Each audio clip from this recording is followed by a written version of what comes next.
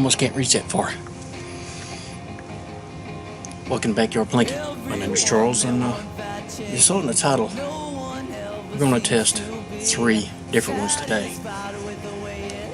Now, I didn't really pick them at random. I had a reason behind it, but let me go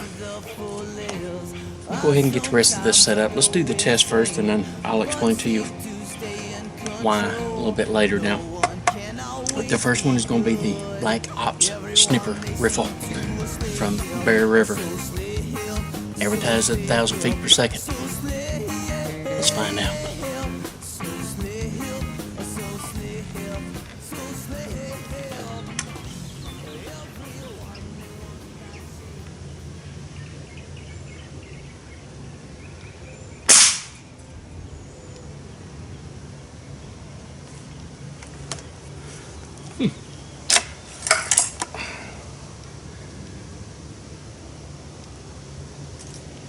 One Mississippi.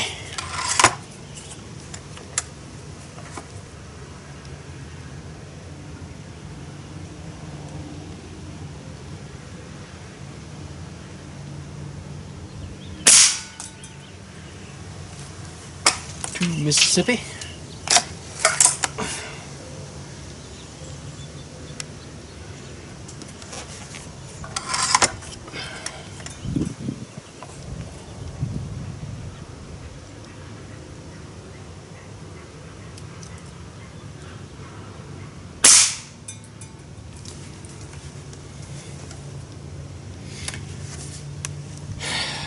Figures. And a reset of error. That's what I get for trying to be scientific. Ought to know better.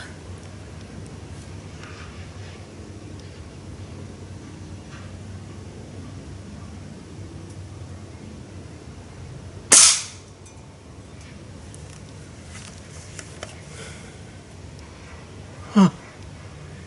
Alright. Alright, so that was the Black Ops snipper riffle from Bear River.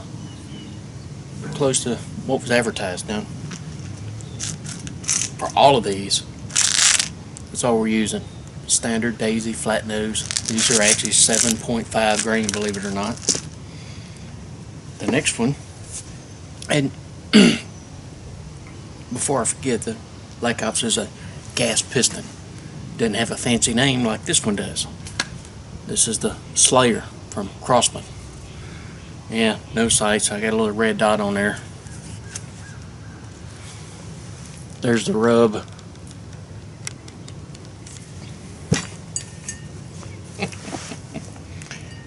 That's funny. I don't care who you are. That's funny. Alright. So, nitro gas piston, advertised 1,000 feet per second.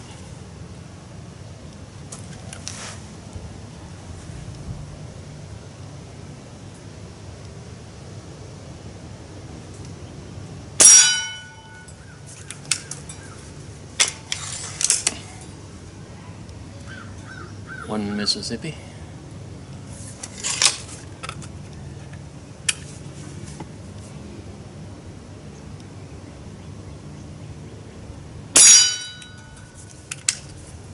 Mississippi.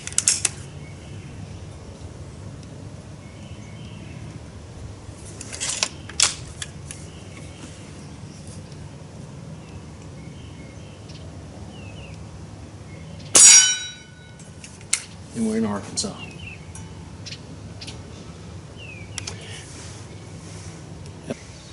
The last one we're going to do is the Daisy Powerline 1101 WS. It's advertised at 1,100 feet per second. And with those other two, I know, I'll explain that to you in a minute. This one's a Springer, not a gas piston. Let's do this and I'll tell you why. I love this thing.